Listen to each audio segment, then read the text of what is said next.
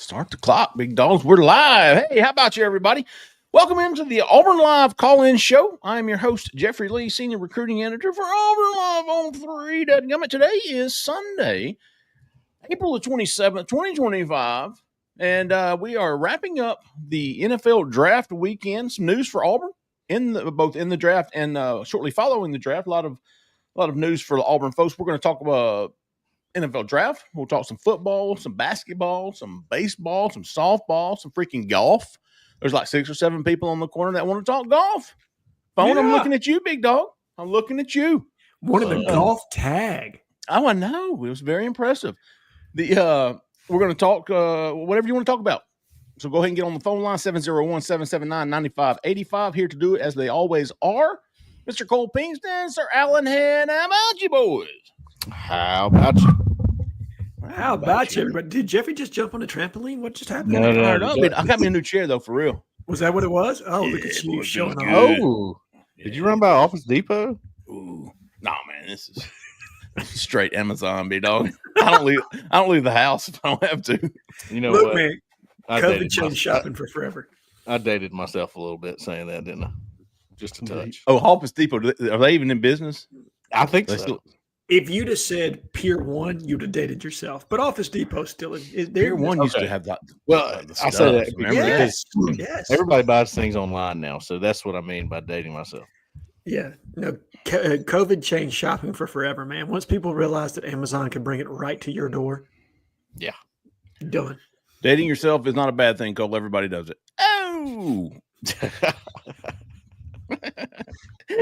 Oh, all right. We want to get to the phone lines tonight, but before we do, we've got a special listing from Miss Jessica Andrews with the Talents Group, folks.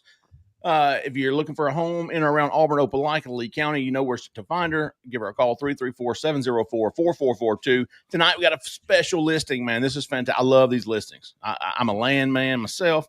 Cole likes a TV show. I like that life. I'm aspiring to be a landowner, but have not accumulated that wealth yet. Working on it, big dog. Saving pennies. But she's got a fantastic listing right near Pike Road, 25 acres with a huge pond. Beautiful. It's a gorgeous piece of property. Big barn. Got big bucks on there. It's a former player, repeat client. Found Jessica through the show. Friend of the show. This land is close to Macon East. It's got close to shopping at East Chase. Shout out. Build that dream home. Build you a hunting camp. Put a couple feeders out, a couple of tree stands. Got lots of big bucks, stocked pond.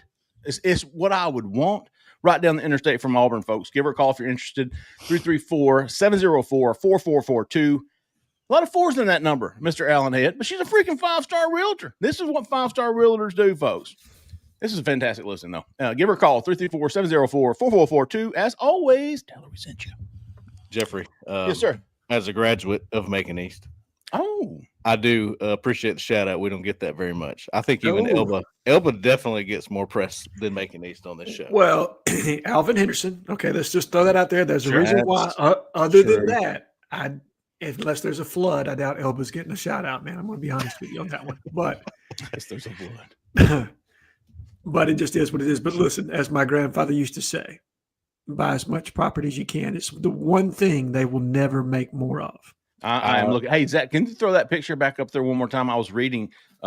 Jessica went and looked at this. It's freaking gorgeous, dude. I love the barn, the big building. You can fit like 3 or 4 RVs in there if you want. That's how big that is. Big bucks on it. Beautiful, beautiful piece of land. Give her a call if you're interested. It's right down near Pike Road, right down the interstate from Auburn. And keep me posted if you do. I'd like to know who the new owner is going to be. That's the location. That's the location, Jeffrey, because it is Pike Road mailing, but it's really not at the same time. It's out there. I am born and raised Cecil, Alabama. So, wow. Matthews is it's like a little community outside of Pike Road. But before Pike Road was big like it is, it was Cecil and Matthews. That was the post office. Well, when me and Barnes Hard go to Highland Home hunting, sure, we go through Pike Road. We usually eat it. What's my Mexican joint there, Cole? San Marcos.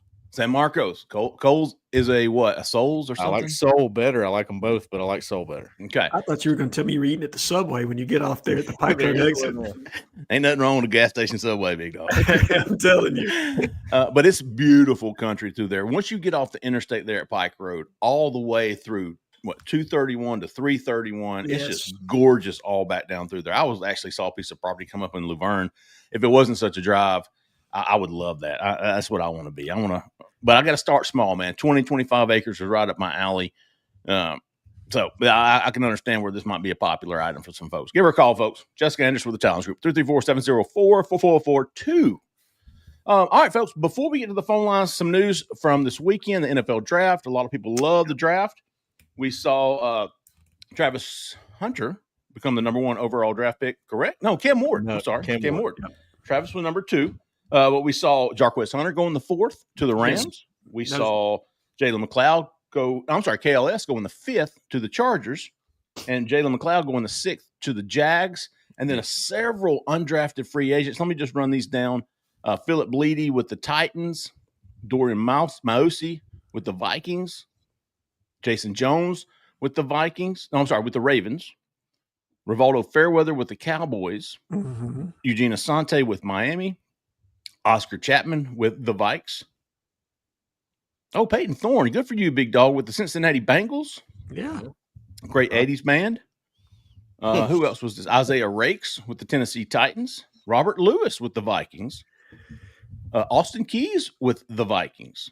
So a lot of guys with opportunities to make rosters. Fellas, real quick, man, are you surprised by Auburn's? Did you think KLS might go a little higher? Did you think Jarquez was about right? Do you think Jalen McLeod might have slipped into the 4th or 5th round? Given the draft grades that I had heard, and then you saw kind of some of the mock projections, I think Jarquez actually went higher than some of the mocks had him.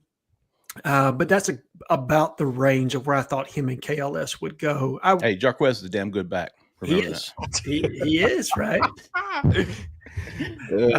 You have to be a long-time listener to the call-in show to understand that. Absolutely, and to not hear averages grits put in right behind that.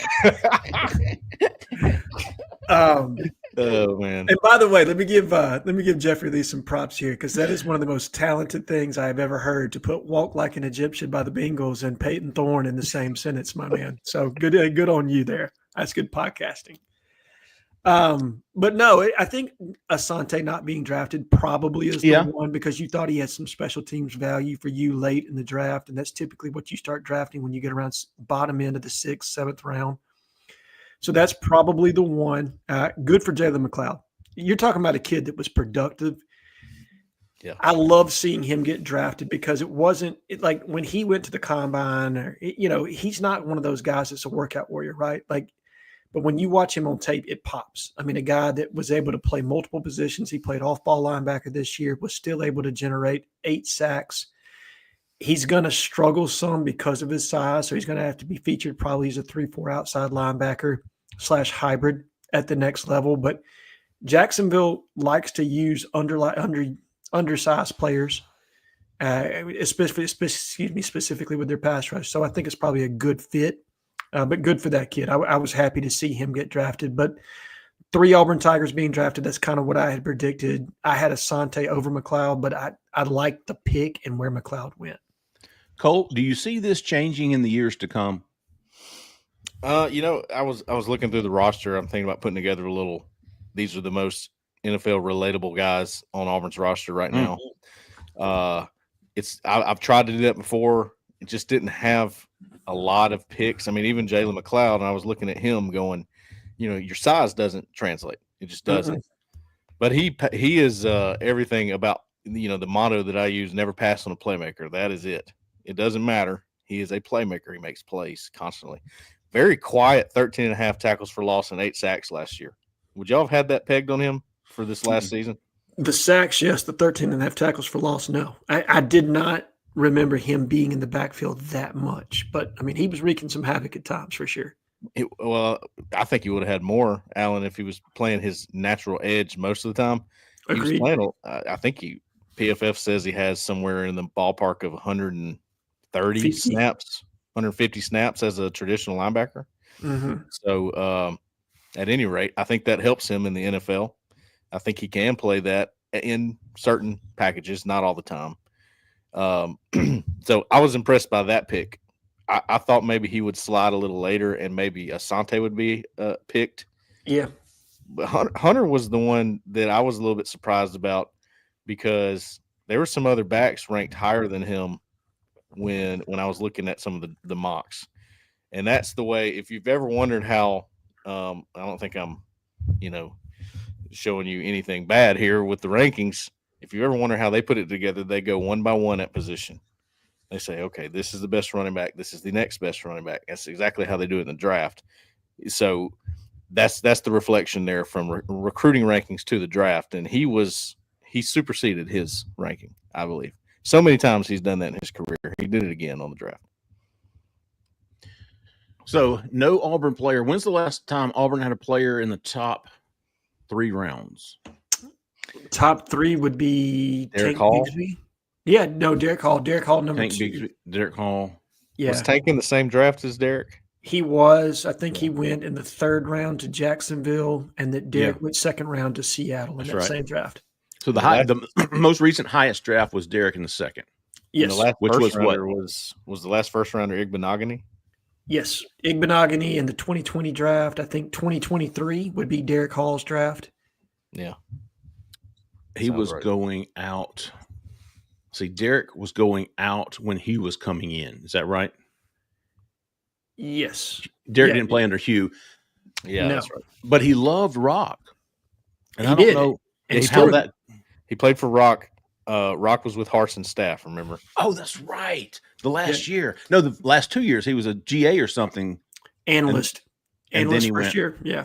He was the full-time edge ends or outside linebackers coach when Derek Hall was a senior, and it was Derek Hall and Equiliota were the 2 guys for Rock. Yeah, sure was. Nice, by the way. He took over for Burt Watts. Yes. Because Burt went to the NFL to coach for the Broncos, if I remember correctly. That sounds right. Yep. And then Rock was promoted.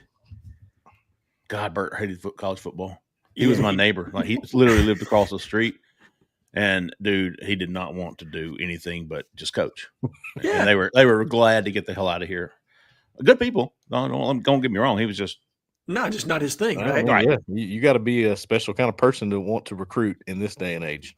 And you got to work. I mean, you got to find a job regardless of what it is. If you can get a job at Auburn while you wait on something to open up in the NFL, it's a pretty good job. Yeah. Agreed. Let's see. A lot of undrafted free agents, which has become a common theme. I want to see this change over the next 2 to 3 years. I want to see Auburn back in the first round. I want to see Auburn back in the first 3 rounds. I think that's got to be a consistent thing we see year in and year out. And it used to be, right? Before the collapse of Gus Malzahn. Yes. Auburn was the mainstay in the first 3 rounds. I dedicated probably one post to Auburn's top 3 round draft picks. And Auburn's best teams all reflected upperclassmen that ended up being drafted within the first 3 rounds. You had multiple each year. And that went from the first year of Bowden all the way to present day. And you can see, I mean, when Chiz came in, the waning years of Tuberville, it kind of started to dip there, right? Mm-hmm. And then Chiz brought a lot of talent in. Some of that he didn't get to see come to fruition. I mean, Gus got some players because Chiz recruited them that were able to kind of really jumpstart his tenure at Auburn. I mean, if he doesn't walk into Trey Mason, if he doesn't walk into Greg Robinson, and look, Gus played a part in recruiting those guys too, okay? Because he came back into that situation. He knew what he had. But let's give Trooper Taylor and Tommy Thigpen and, Looper, multiple others on that staff that were really good recruiters.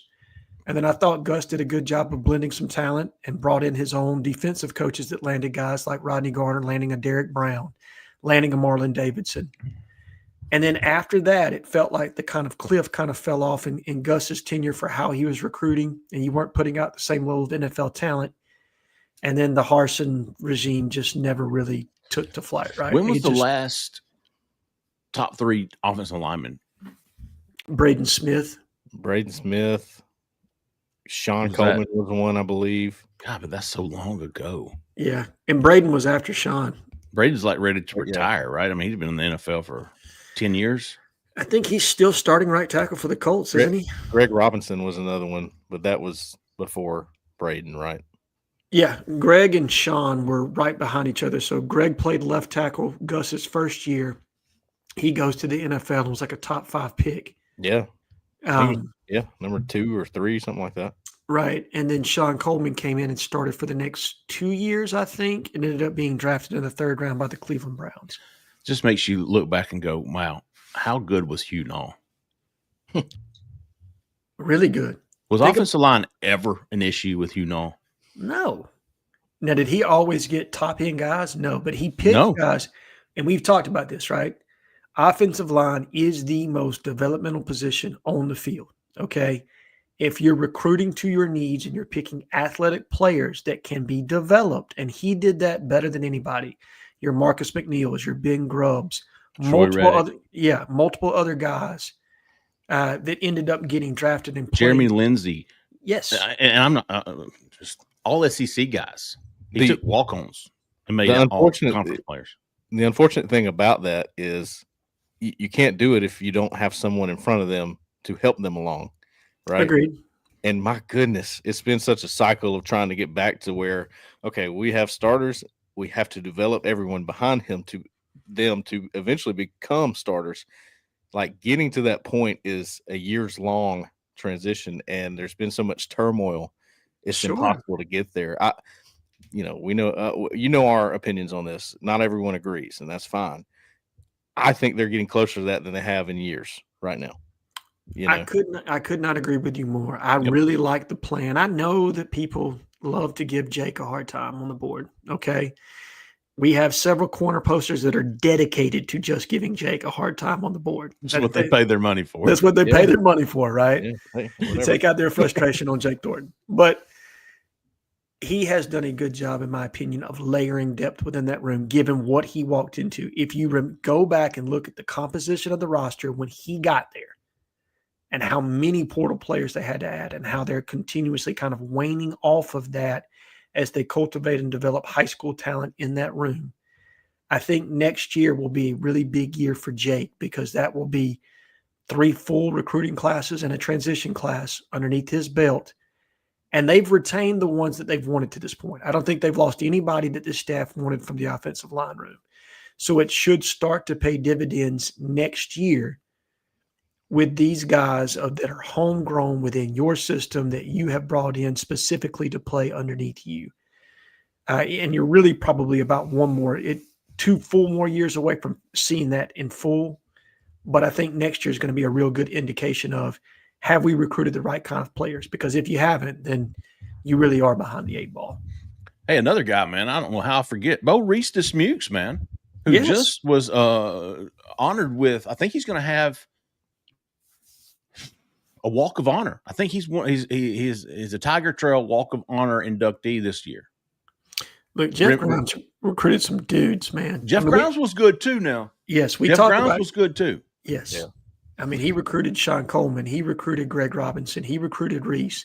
He recruited Avery Young. Yeah, forgot about Avery. Yeah. And I talked to a lot of people that played for Jeff Grimes when he was love him.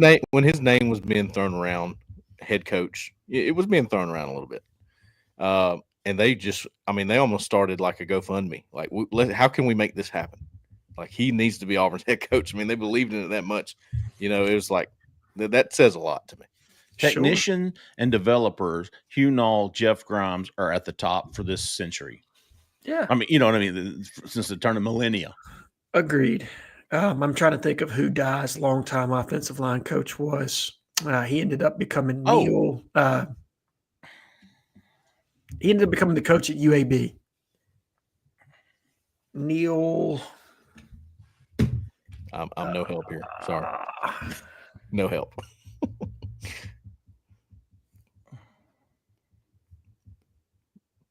Somebody's going to have to come up with that. Somebody in the comments will throw it in there. It wasn't Neil Brown. Neil Callaway. That's what I said. It is. Neil Callaway. Neil Callaway. The Google machine helped out. Damn, did you get that? I couldn't get it. Mm-hmm. What'd you Credit Google? to Auburn Tom offensive. Mosley. Yeah, Auburn offensive line coach Neil, and then it popped right up. I did Pat Dye's offensive line coach. They were like, yeah, he had a bunch of them. Al Kincaid, Vince Dooley. I knew somebody in the comments would come through. Tom Mobley threw it in there before we got to it. Oh, did he? Tom. Yeah. Yeah, Reese's Muse. Congratulations, Big Dog. Love me some Reese.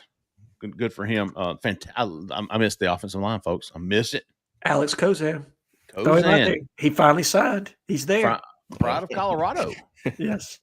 Pride of Colorado. I don't know how the hell Auburn went up there and got him, but they did. Him and Reese were big buddies. They had listen, from when I started this job in 2004 till honestly halfway through Gus's tenure, offensive line was never an issue.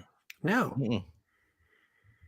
And now it hasn't been an asset since 2017. Yeah, and look, man, I don't want to bag on him. I love JB Grimes. Like it, JB. But he was not. Let's be honest about it. No. That was at the downfall. That was the start of the downfall because the downfall was recruiting. Yeah. Yeah. And I think probably not having a big enough board. I felt like there were guys they could have pivoted to earlier and landed within their class, but Gus kept a very narrow recruiting board on offensive line for whatever the reason, right? So I kind of fault the head man a little bit more, but you can be honest that the mishmash of JB Grimes to Herb Hand to back to JB Grimes to who was the last one? Was it Bicknell? Jack Bicknell? Was he the last offensive line coach? Oh my God. Or was he with Harsin? He might have been with Harsin.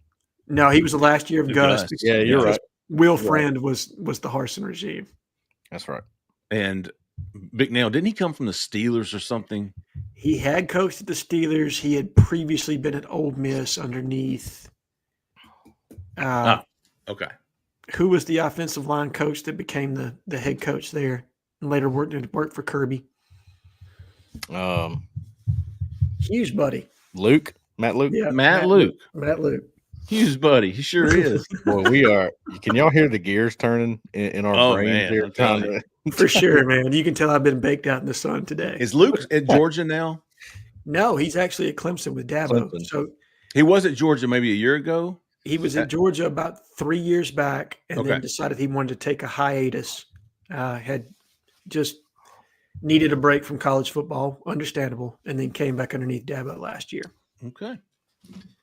All right, folks, that's what we had to say tonight. Let's see what you have to say tonight. Zach, get us to the phone lines, Big Dog. If we have any takers. We have three callers. All right. We got Kevin from Wilmer, Alabama. You're live, man. Kevin from Wilmer, Alabama. How about you, Big Dog? How you doing, Kevin? How was your Easter? Easter. Well, Cole, let's start with you. How was your Easter? Good. We had a shrimp boil for Easter, which was non-traditional. Good. Alan Head? It was really good. We did the church thing, did Easter egg hunts, and then we had a family competition in the backyard. We built our own obstacle course. To which I made sure that I got the best time. But when you're racing your 5-year-old, that doesn't kind of stacks it in my favor a little bit. But that's okay. Well, you could have left that part out. Yeah, I had a sunrise service in Washington. I had a sunrise service, Kevin. I had a sunrise service acknowledgement sitting on the side of a mountain in eastern Washington State. Nice. A beautiful sunrise on the Easter morning. That'll work. And just had some alone time. Good for you. My mom's doing good. That's great. I hope she's about to 100% now. I bet Wanda's been taking good care of her. Kevin, you getting ready for the wedding, Big Dog? Was that July? I think August. It's soon. Oh, is it July? Now you know it's not during football season. Kevin, you still there? I hear Wanda. Oh. You don't remember when we getting married? Yeah. Jeffrey Lee. When are you getting married, Kevin? I think we lost him. Talk to me. I'm hoping and Oh, okay. We're losing him. Okay. Okay. All right. We'll try to get him back. Cam Maybe Coleman, he's good. Cam Coleman's damn good, isn't he, Heard buddy? that loud and clear. Yeah. Yeah. Yeah. Cam Coleman is an absolute favorite. Hey, you know what? He is good.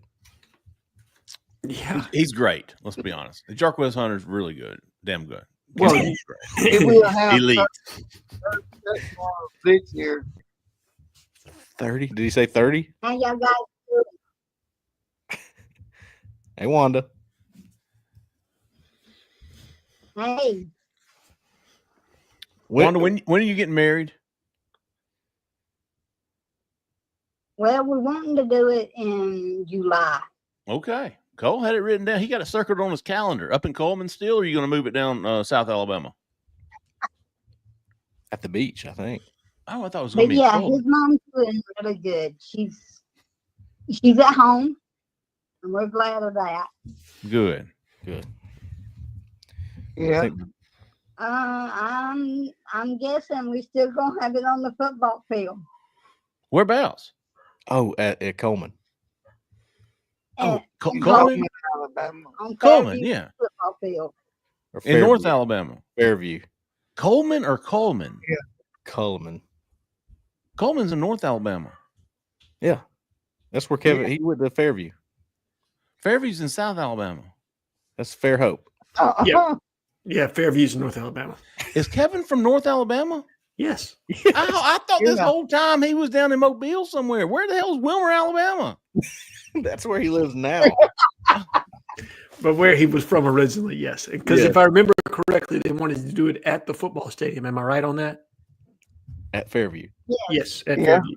Where's Okay. Fairview? And that's North Yeah, man, that's Fairview High School, Alabama. Let me look that's this back up. where Rex Sharp played back in the day, man. When you covered No, that that's recruit- Fairfield. Oh, okay, you're right on that one. My bad. I know Alabama high schools, and Fairview is in Fairview, Alabama, which is north of south of Huntsville, between Birmingham and Huntsville. Near I'll be Coleman. damn. Let's see. It is. Yeah, it's near Coleman. I'll be damn. But so that's where you're from, but you're calling from Wilmer, which is way down south, about 4 or 5 hours. Correct. Okay. Yeah. All right, that was throwing me off, big dog. We went to geography on the show tonight. Yeah, boy, I figured this out. All right, Kevin. Appreciate y'all, buddy. Oh, Zach's got a crash. So I don't know that we're going to have a call in. Zach's having technical difficulties. Okay. I guess Kevin got dropped. Okay. To catch everybody up, including myself, give me 1 minute. I'll be back. That's fine. In the minute, Zach will be back. I thought it was worth noting. Now, look, softball team, Yes. who I didn't think would win an SEC softball game, beat number 13 South Carolina. I think they won the series. They did. How's the baseball team doing? Baseball team is now above 500. I believe they are 11-10 now, with a win today. So over Mississippi State, which puts them over 500 in the conference, significantly improved from last year. Now you've got a tough series coming up against Tennessee where you're going to need to win at least one. Obviously, if you could win two, that would be great, but that's going to be extremely difficult to do. What are they ranked? Top 10 for sure. Okay. I don't know Is where Auburn they are. still top 15, top 20? Top 20-ish, but they got swept last week against Texas. So I don't know what that did to them, but just took 2 out of 3 to Mississippi State. So they're probably in that top 15 range if I had to guess. Now Texas is extremely good. And Greatest what's player to ever come out of Mississippi State? Rafael Palmeiro or Will Clark? Oh, Will, that's who I was thinking. Will the Thrill. Yeah, you got 2 of them, man. Forgot about Palmero. Rafi's good, man. I mean, pre-steroids, pretty good. Yeah. Will had that closed stance. Remember? Oh That God, closed- yes, dude. It was awkward, maybe uncomfortable watching him, but man, he was good. Yeah, but he could hit. He could absolutely hit. So, and what's killing Auburn right now is they've been swept twice. They got swept by Georgia, got swept by Texas. If they win one game out of those 2 series, in both of those, just lose 2, you're well above 500. But getting swept twice, that's what's hurt them so far. But they're 11-10 in conference. Again, big series coming up against Tennessee. Then you come back home against South Carolina, which is a very winnable series, if not one where you can't even up the sweeps and potentially sweep South Carolina yourself. And then you're back on the road against Ole Miss, which is another top 15, top 20-ish opponent at Swayze Field there in Oxford, which will be a massive series for Auburn.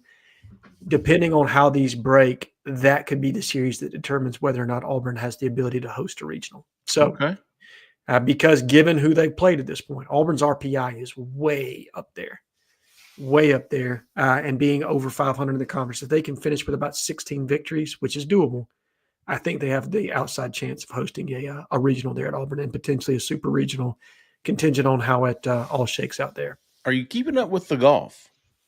I am not keeping up with the golf. I know we have some posters that do and have a dedicated thread on it. Cole, you got anything there? No, sir. Let's see. They have a golf team. I played one real game of golf in my life. I play once a year, and I play once a year with my high school buddies. I have been invited to a golf trip. Okay, so it looks like Auburn lost in the conference semis today to Florida. Oh, Florida's just they're just Everything school, huh? Yeah, they're the everything.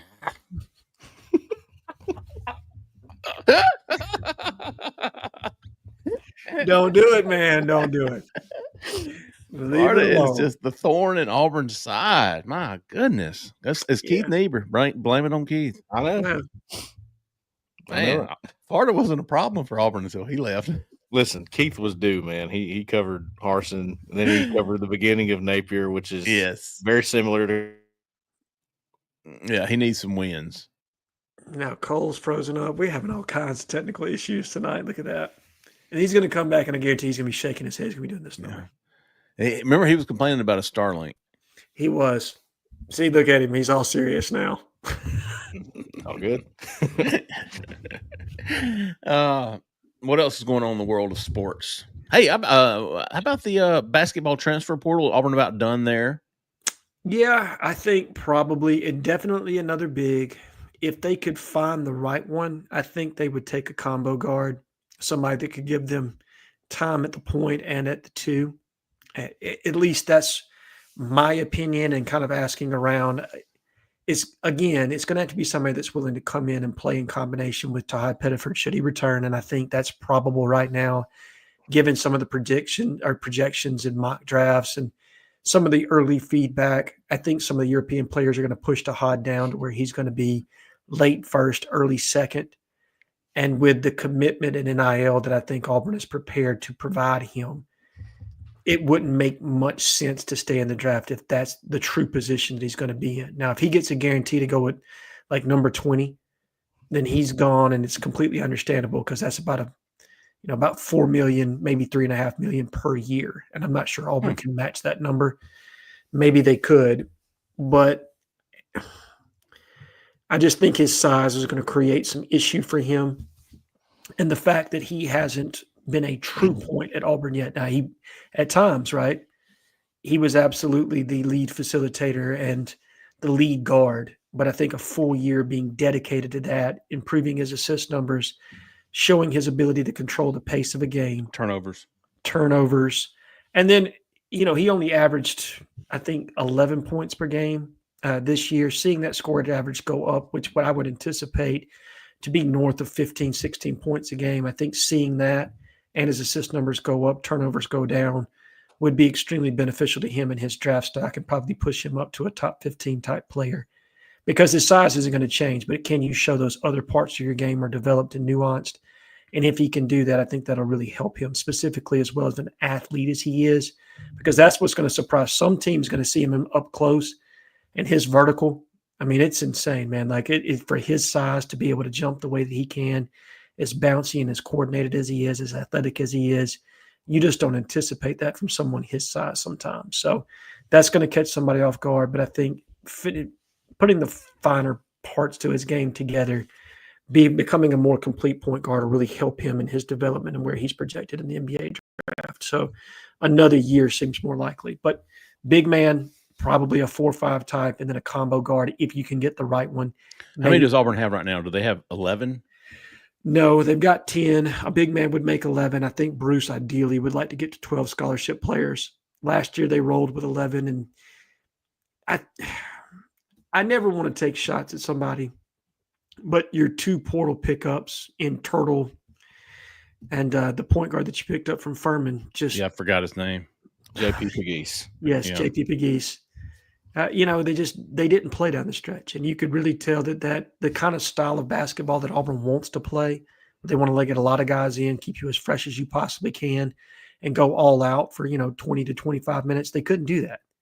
They didn't have the interchangeable pieces that they needed because those 2 didn't necessarily play up to what maybe they projected them to be. Now, maybe Turtle was exactly what they thought he was going to be, but Pegues definitely fell short of where they had marked him in when they brought him in to be a contributor.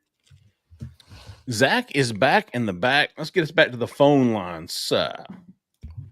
Yep, we got Carter Muldren here. Carter, The birthday boy. Gentlemen, how about you? How about you? Going Isn't it your birthday today, Carter? It is. I hit the dirty 30 today. Oh. Hey, welcome to the club, Carter. Wow. Look at you, man. 30s are fun. What did you do for Dirty 30? Oh man, we had a big kegger. We had a nice little get together in a kegger yesterday, and I've been struggling all day today. I was going to say my bones hurt hearing that, bro. I'm going to be honest. My head hurts when I heard keg. Yep. Yes, hurts. Yeah, you're talking a little low, Carter. Oh, I ain't as good as I once was, but you know the rest. Yes, I do. I said that line the other night. Well, I wanted to ask a few quick things. First of all, I've been trying to follow cornerback specifically and DB recruiting as a whole. It feels like there's a much more clarified picture of our safety targets with Braylon Womack and Jaira Edwards. But are we recruiting Preston Ashley as a cornerback? And on top of that, who do you see as the most likely at this moment being who would land in our class at corner? At corner. So if I'm not mistaken, fellas, Preston Ashley, didn't we talk to him, Cole, and he say like he could do it all, but more nickel? I think corner and nickel. They're looking at him there. I'll tell you this, Carter. Speaking of Preston Ashley, you know my philosophy on this, Alan. You share this. Yes. If a guy goes as far to name somebody the leader, but is not committed, and it drags, I always believe there's a reason for that. This is a good question because I don't know if I have an answer to it. That's why it's a great question. But what was the question?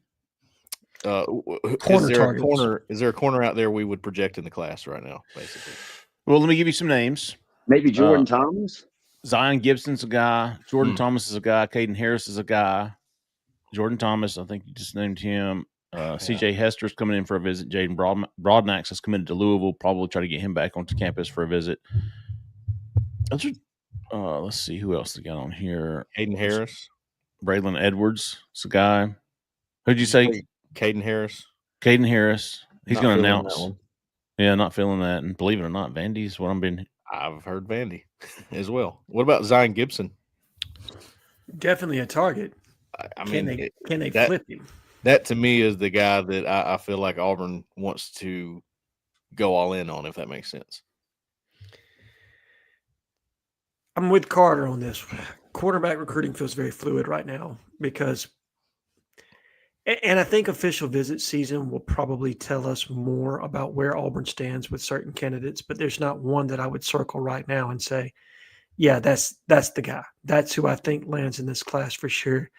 I'm with you, Cole, that Zion Gibson is probably the one that I would, if I'm going to leverage my assets in cornerback recruiting, he's probably the one that I would circle and go after just because I think he's got a pretty special skill set. But How likely is that to happen? I don't know. I think I need to see him visit again to get a better feel of that recruitment. And there's just nobody right now that's going to be visiting. Look, I love Jordan Thomas. I think he's a great player. I think getting him away from Ohio State and Penn State, Tough. the chances on that are slim to none, and I would lean towards none. Tough. Unless they fill up and he's down their board a bit. No, that could be true. Isn't Rashawn Pleasant a 2-year guy? He is a 2-year guy. That speaks volumes to me that they bring in a 2-year guy at corner, and they were looking at a 3-year guy if Pleasant didn't work out. Jordan hasn't set up his official visit yet. I was going to pull up my official visit breakdown by position because that helps me personally go, okay, I used to do like a top 5 targets. Sure. But now it's like is probably more legit to go, hey man, here's the guys who they've set up visits with already. Like, these are the guys they're spending official visits on, and I think that's worth noting.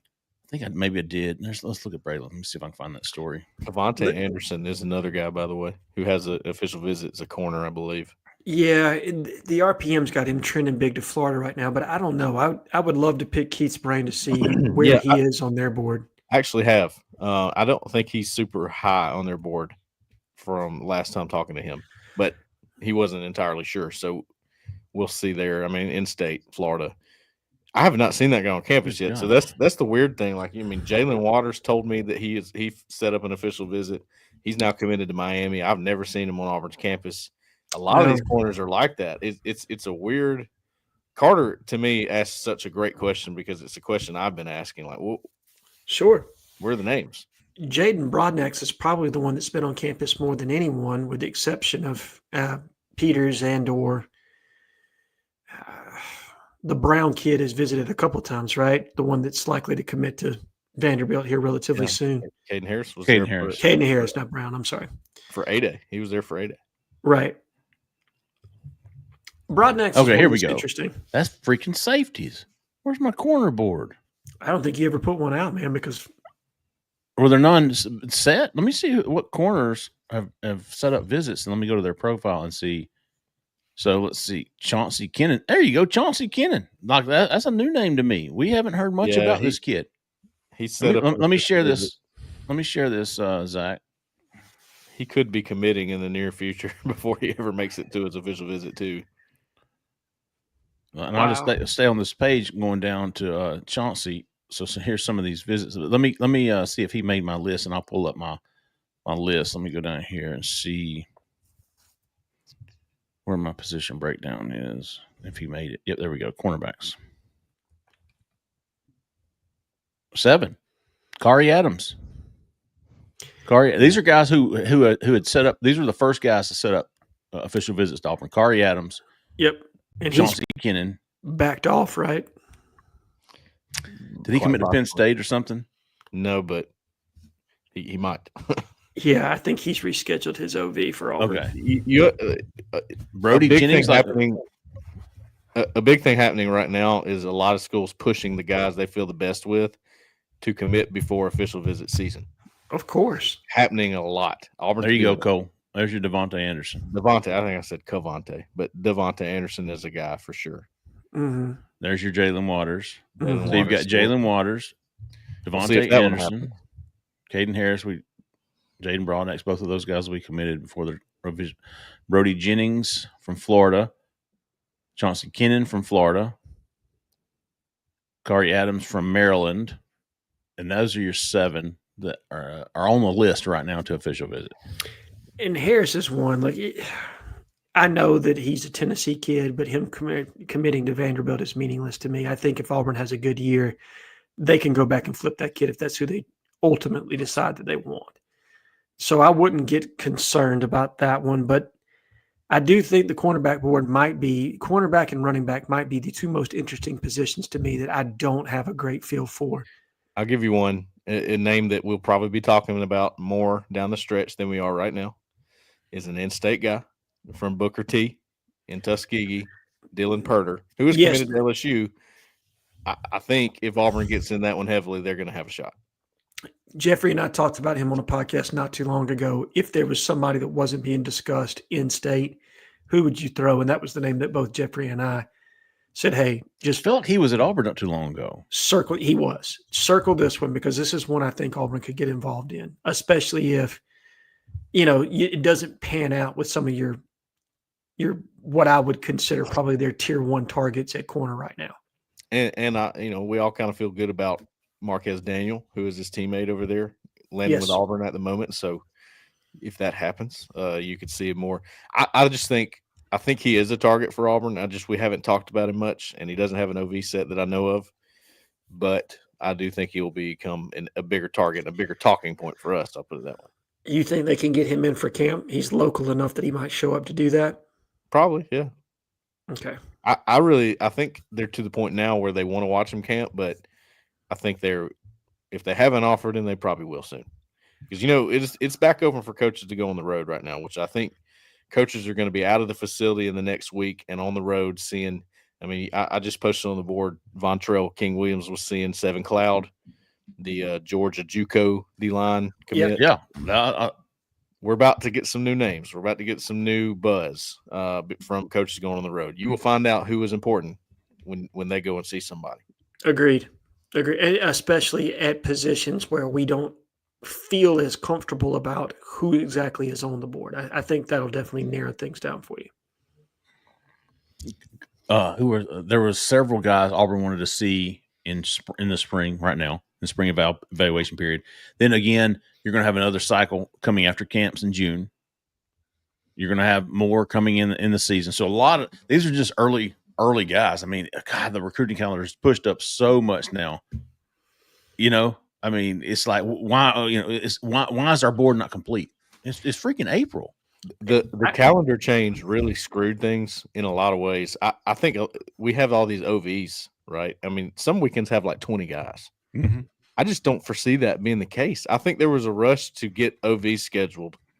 And Lock them in. We're going to report it because they're locking them in, but will they stick? That's the thing. Right. They're still trying to figure out who their top schools are. They're going to have a manageable number, and 20 is not it.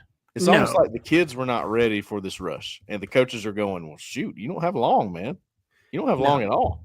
Well, and I'm with you, and I think the rush to schedule OVs also hurt Big Cat this year. Like, this is not me taking the shot at the staff, but I think they were just so focused on let's get OVs, and it wasn't fully conceptualized as where do we place Big Cat now that last weekend is gone.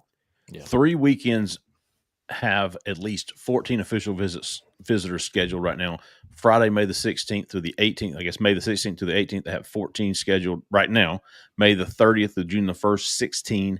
June 13th through the 15th, 16. So those 3 weekends are going to be big, but you just got to think that they're going to get that down to a more manageable number. And that's probably, seems like 10. Yeah, I was going to say 10 to 12 at most. Yeah, I think 12 or less is probably what's most manageable. Now, maybe, look, they've got increased staff now because everybody's got an assistant, right. So maybe they can manage more than that. Yeah. But that's still a tough task because the head coach, the way Hugh does it, and you guys know this better than me, he meets with every kid individually on their official visit. It's not like he's skipping the coaches meeting with the parents and with the kid. He still does all that. Yeah, he does. So to have more than 10 or 12 independent meetings, that's rough, man. That's tough. It's going to be, All right, Carter, good stuff, big dog. Take you some Advil and some water, maybe hit the bed early tonight. Welcome to 30. Happy birthday, buddy. Hope you had a great one. Zach, keep us going, big dog. No introduction needed here. 5960. You're live. What's going on, son? Edward. What's up, Edward? What's up, buddy? Selma. You've been a busy man, Edward. Man, I got the kettle burning both ends, cold boy. Oh, I know you do. How's the restaurant coming? How's the restaurant coming, Edward? It couldn't be any better, Jeffrey. Is that right? That makes me happy to hear, big dog. Better, man. I was open today. Man, we had pot roast, we had fried chicken, we had pig's feet. Man, we had all different kind of stuff. Never had a pig feet. Macaroni and cheese. Edward, tell everybody where it is. What's the name of it and where it is? It's called Adelines. I named it after my grandmother. It's located 2371 Highway 14 in Toggleville, Alabama. It's right on Highway 14 on the Toggleville. You can't miss it. Y'all go see and tell Edward. Tell Edward you know who he is, and you're coming from the show. Definitely. That's Man, awesome, man. Please come out. Yeah. I never imagined it would be this way. Like, I have people at my door before I even open the doors up. Like, that's just how it got. It's crazy, but Good stuff happened to good people, buddy. God put me in this position, man. Like, and I got that super high speed Wi-Fi now. Y'all guys up in the area, you want to do your show from the restaurant. That's the best internet.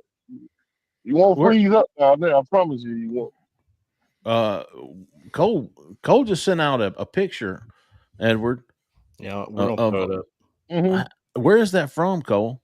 That's from Edward's Facebook page. That's a gosh. He was promoting his Saturday and Sunday dinner right here. Edward, you can't be putting pictures up like this, man, when me and Jeffrey are doing a show. Yeah, I had a freaking I'm gonna have to take a Oh, you killing me here, big dog. I'm hungry right now. I had a hot dog for dinner. But I was calling, man. I know I might have an unpopular opinion here, man. Go for it, Edward. And more and more I look at this team, and I don't want to bug, and I don't want to jump the gun. Man, we don't have a damn good football team. I believe that this year. Okay. My thing is, if you can't win the 7 game with this team, I don't think he'll never win at all. That's just my opinion. If he can't win but 7 games with what he got, he'll never win at Auburn, guys. Like, you look at this team pound for pound, it's right up there with the best we ever had. And for an offensive guy, if he can't score points with what he got on offense now, he'll never be able to score points. So, I know a lot of people might not like that, but for the last 3 years, 2 years, your problem sorely probably been on the offensive side of the ball. But you always got the rabbit foot in his back pocket. He's a hell of a recruiter. Yeah. I'm saying to myself, if this offense struggles, I need Auburn to just be Auburn again. I need the big money people to start doing what they do best and putting their hands back in the program. Why I thought you were going to say pay buyouts. With this and get some more offense, they showed the willingness to spend the money. Look what they spent to keep Durkin. Yeah. I think if you don't progress on offense, you tell Hugh, hey man, we love the way you recruit, but this is what we want to do for you. Derek Nick can continue to coach the running back, but we finna spend the money and go get you the best young offensive mind coordinator that we could possibly buy you. Because you're gonna have to spend the money anyway. So I'm looking at how he do with this offense. And like I say, if he can't score with this offense, I'm not opposed. I'm not saying fire him, but I think you turn around and you spend the money and you get him what he needs, regardless of how he feel about the situation. You either do it this way, because this might be your last shot at the big league here. Oh, it is. But everybody watching. If you don't win with what you got now, I'm not too thrilled about next year. You got a chance to make some noise this year. Because I keep saying, if you go back at last year, and crazy than may sound, we was a 5-17. You ain't never seen a 5-17, but at the same time, you was a damn borderline playoff team. If you win the game that you should have won in the fourth quarter, that's 5 wins that you gave away in the fourth quarter. Think about that. Vanderbilt, Arkansas, Oklahoma, Cal. That was a game that you gave away. Missouri. Yeah. You damn near been a playoff team last year. Edward, if back healthy, because I think that was something that got overlooked. Him not being healthy. Just with him being healthy last year. Who's this? I think he needs an 8-9 win team with McPherson healthy. McPherson. And I agree with Edward's point on that. Yeah, hell yeah. If you Yeah, have man, a that kicker, you win at least 2 other games, in my opinion. Edward, if Auburn doesn't win 8 games this year, it will be because of what? Are we depending solely on quarterback play? It's gonna be because it's gonna be because it's gonna be solely because of whoever calls the plays on offense, the offensive system. The same problem you've been had. Because you're gonna have a defense. You look at the defense, man, you're gonna have a defense on par with anybody in the country. And I think DJ Durkin got some young guys, he gonna let them fly around and do what they do best. That defense gonna have a lot of athleticism. The I'm defense excited gonna about the beat you in every game. And what I'm looking at, it's 9-0 for Alabama and Georgia. It's time we've been spending the money like the big dogs. They coming to Jordan Hare Stadium, man. It's time to get one of the ball games. Yeah. It's time. That ain't Saban in Tuscaloosa no more. It's time. Yeah, it That should have been ain't what this they past won year. 2-3 years ago. Last time they was in Jordan Hare, you let them off the rope. Last time Alabama was there, you let them off the rope. Man, you got to win one of those games. Oh, It's seriously. 12 setup time for me now. I done heard enough of stacking classes. I done heard enough of all that. It's time to win ball games because when you think about it, it's only probably two, three teams that got a roster more talent than what you got right now in the SEC. You right there in the top half of the SEC, but you not making a bowl game? Come on now, that's unacceptable, man, by all standards. And it shouldn't be the standard for Auburn. Auburn fans need to stop selling for less. We've been the little brother for too dang long. Stop selling for this. We just spent the money for a brand new, you walk into a brand new facility, you got everything you need in NIL, you get everything that you need. You got the fan support, go win some damn ball games. Or if you can't win, get the hell on. And that's what out of here. At this point, it's fair. Yeah, I It's mean, unfortunate, but it's fair. And we're going to talk about this a lot in the offseason, Alan. Yeah. But I mean, the bottom line is like, what's the minimum? What's the minimum win total? And I think you said 6. Are you up to 7 yet? yeah, I think I'm at 7 now. I Given think everything, that's where I am. I think everything that you've added, minimum is 7. Now, I don't know if Hugh gets fired if he only wins 6, but it's and Edward brings an interesting point, right? The investment in the program has been as such that your expectation in year 3, regardless, should be better than 6 wins. I mean, and I think there are people, fans feel that way. I think donors feel that way. And look, I think there are people associated with this program inside the building that think that they could win double-digit games. I firmly believe there are people inside the building. 9 or 10 is what I was told by several people inside that building. So I'm being conservative when I say my expectation this year is probably for Auburn to win 8 games because I don't love A&M on the road. I just don't, right? A&M and Georgia, Alabama and Georgia, even though you're playing them in Jordan Hare, those are toss-up games to me. Oklahoma to me is a better team than they're getting credit for right now. I thought they brought in the best quarterback in the portal. They also signed a running back out of Cal that Auburn fans should be very familiar with, and Jade Knott, and plays well within their offense. Yeah. So that's a game that you're playing in Norman. I don't know if you can win that one or not. I think Auburn's got enough talent to win that game. But on the road, Jackson Arnold going back to Oklahoma, there's a lot of emotion involved in that. Is he going to play consistent or is he going to be up and down? There's a lot to be determined here. And again, I say this all the time. We still don't even know what's on everybody's roster yet because I haven't done a deep enough dive to really say like Auburn should win this game or this should win this game. We're comparing brands. That's what a lot of fans do whenever we're looking at Vanderbilt saying, you damn right you should beat them, okay, because it's Vanderbilt. But I haven't really looked at their roster to say, hey, comparatively speaking, Auburn matches up better here or here. It's just, we're saying Auburn is a better brand than Vanderbilt or Kentucky or Arkansas or what have you. Right. So until I get the chance to do that, I really don't know. In my heart, I think 8 is probably where this team lands.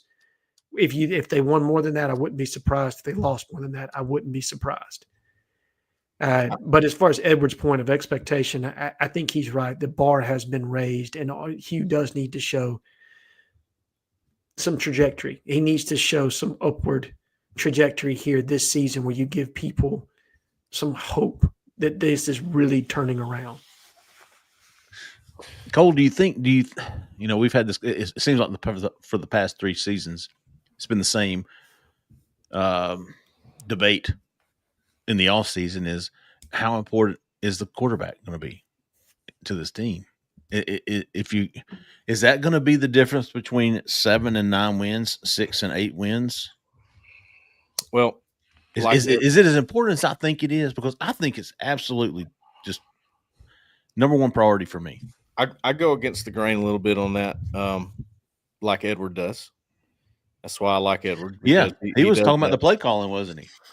Well, I think it's more system. I am of the belief that Peyton Thorne was not as bad as the fan base believed he was.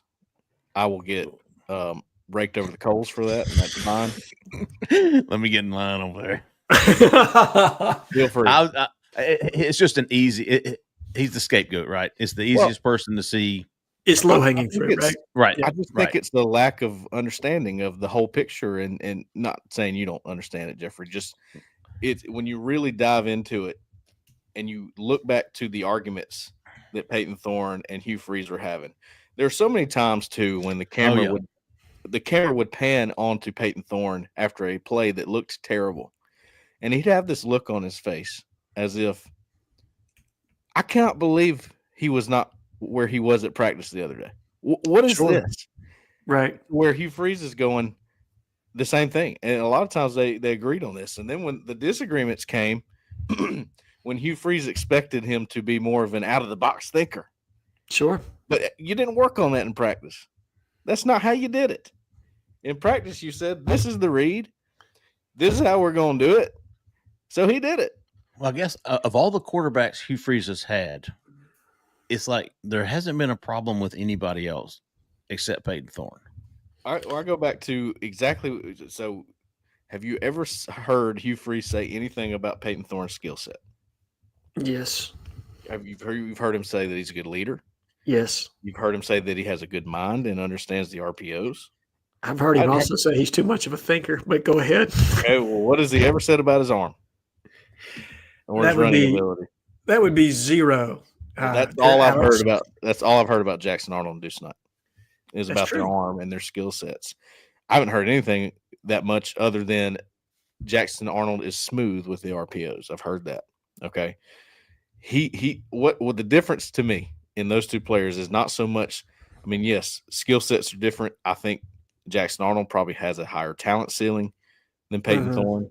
But the biggest difference is that I think Jackson Arnold can make a play without having to think about it too much. And that was where that argument on the sideline, you saw it so many times. It was because he was overthinking, because he was just trying to do it the way they practiced it. I mean, you can see how mechanical he is about it all, to the point where Freeze is going, you got to have a little bit of innovation, my man. Yeah. Sure. And I would tell you, if I were going to offer some criticism with Peyton Thorne, and I don't want to go, this is like the easiest low-hanging fruit ever, right? Like to take it. Fell to the ground, all you do is pick it up. Exactly. I think the only thing easier than that is to mention Harsin on this podcast and watch the Vultures. Right. Let's jump in. But Peyton Thorne, to me, the two things that stand out as far as like my issues with him, ball placement at times was terrible. And was that his understanding of where the receiver was going to be? Was that just being inaccurate? I don't know. And then being overcoached, almost overly mechanical at times, where you could tell he needed everything to go by script, right? It's kind of like the person that cooks, but they need to follow by directions. They don't have any free flow. What's next? How much? The kitchen. Exactly. Right. The ability to adapt and throw off platform and all of those things that you need to be able to do to function within Hugh's offense, because there is going to be time. There are going to be times. It's the way it is. There's so much put on the quarterback that things are going to break down, and you're going to have to be able to ad-lib and make plays and make throws off platform. I would tell you that Jackson Arnold, when I broke down some of his footage from Oklahoma last year, when he was flushed from the pocket and he was throwing off platform, his accuracy was unreal. Yeah. His issue was when he was in the pocket, Mhm. and it felt like the game sped up for him some, and he didn't process it necessarily quick enough, and the ball got stuck in his hand, or he was trying to make every play perfect. And he just wasn't getting things out on time. And that's where I'm hoping he's going to be better coached, and it's going to be the difference. But back to Peyton, if I'm going to blame him for losses in any game, it's the Cal game. That obviously you can't turn the ball over 4 times. And how much of that was on him, how much was that receivers, I don't know. But 4 picks, you can't have it. And other than that, Vandy. The rest of those, I put it on play calling. I put it on special teams. I put it on, like Oklahoma, that was play calling, man. I don't give a shit what you say. Dumb. Yeah, it was not a good decision. When I know that you don't have to throw the football anymore to win the football game. Were you down there with me, Cole? I always remember this. No, I wasn't. Yeah. But we had the same thought on it. It's like Auburn got the ball back, and I was like, congratulations, Peyton Thorne. You don't have to throw another pass. You just beat Oklahoma. And it was like, are you kidding me? I see the Oklahoma guy go down the sideline for a touchdown. Well, you go empty in a 3rd and medium situation. It's just up by 2 scores. I think 1. I think that one. Oh, Auburn had just gotten the ball back. They basically had to chew up some clock. I think so. I think they needed that drive to last, and I don't know. I'd have to go back to get the logistics on that, but Alan makes a good point as he drops out here. Sure. It's technical difficulty. Mechanical. That's the word I always use. After that Cal game, when he threw all the picks, he saw all that happen. I think he was dealing with, the scheme that they're working on. You got all these young receivers out here. We saw Cam Coleman have his mistakes early on. Mm-hmm. You had all that going on early in the season. By the way, Cal just had about 4 or 5 guys drafted from their defense. Not a good matchup that week at all. Right. There. By the way, there is a system out there where Peyton Thorne's style can work. I agree. It's why the Cincinnati Bengals have invested in him. Sure. But this one at Auburn with Friesen ain't it. Everybody can see that. You don't have to understand football that much. Whew. It's going to be fun all season, man. I like the things that we have to talk about from now until August. I like that the quarterback room is different. It's overhauled. I like that there's a lot of talent in that room. There's even more coming. I'd like to see if Auburn adds a 4th. I think that's ideal. I think he would like to bring in somebody. I have a sneaking suspicion that John Colvin could be a scholarship guy before this is over. Okay. And that might be the route they go. Sure. I don't know. I haven't heard anything on that. It's just totally gut on that. Yeah. Where else are you going to find a Cord Sandberg? Because that's what you want right at this point. And do you want, even if it's a 1 year, do you want to put a scholarship on that? I mean, you know what I mean? Like, is that worth the time having the backup like that? I think John Colvin did some good things at the 8A game. If you're watching, you're going, I don't know, who's that guy? That was a good throw. So I could see that happening, that scenario. Good enough for a 4th-string quarterback, and the 4th-string quarterback should be on scholarship. Right. Especially in this day and age. What the hell? Give him some NIL money. That's just a total guess by me. I don't know anything about that, but the skill position play, the wide receivers, very, very anxious and curious to see what happens at the offensive line. Can Auburn add this other kid, this Elon transfer? Elon transferred to offensive tackle. Important. Very important piece. I think so. And he's pretty. Again, another 2-year guy, right? That gives you an opportunity to develop somebody in your system. And if you lose Xavier Chaplin next year, you're already losing Mason Murphy.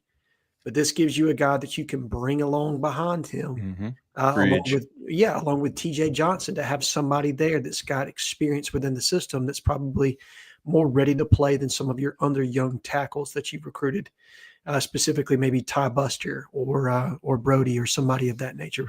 Yeah. It's gonna be a fun off season. We're gonna be talking about all the different angles, man. There's going to be a lot.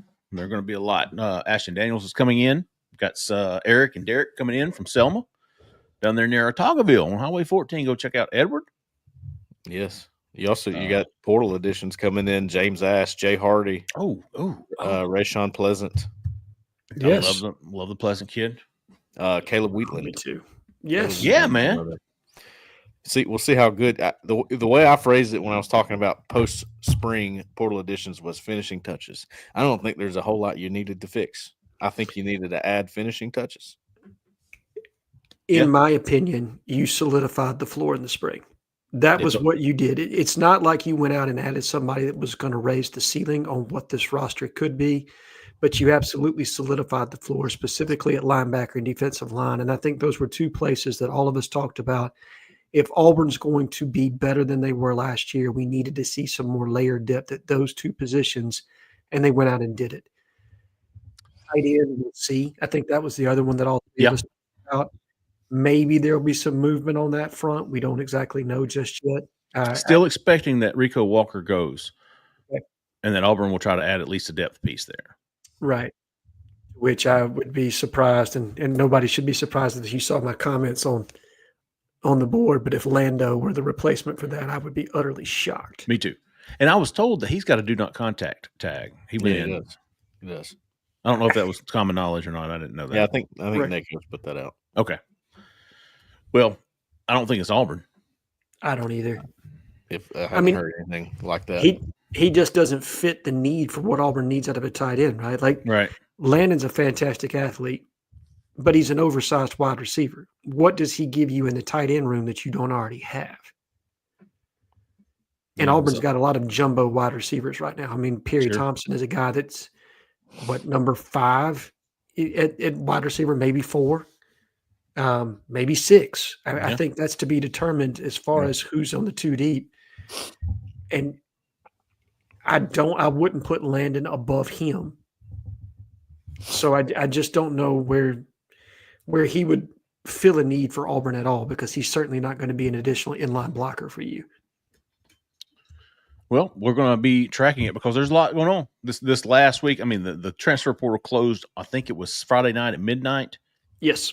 And there's still some names trickling out. Universities have 48 hours, I think, during the business week to release all that information. Pete Nakos from On 3 is doing a fantastic job keeping everybody up to date on what's going on there.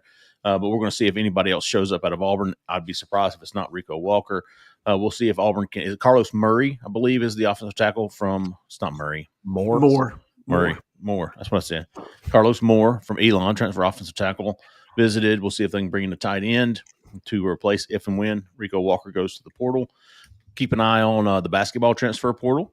Yes. And so a lot going on, man. There's never an off season at Auburn.